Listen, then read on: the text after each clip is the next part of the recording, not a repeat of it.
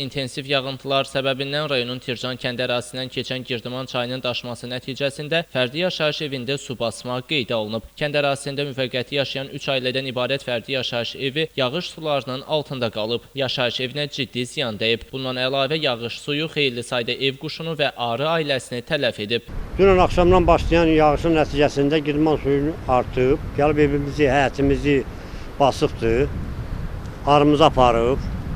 Evimizdəki təhlükədədir, qorxuruq uçma nəticəsində. Bir də pilləkənimiz adımız burada hamısı çatlayıb, aralanıb.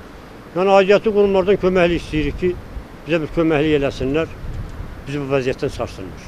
Nə baş verir? Deməli, burada dünən axşam yağan yağışlar nəticəsində, yəni su hövzəsinin, yəni Girdiman çayının qalxması nəticəsində, daşması nəticəsində evimizin dörd bir tərəfi su altındadır.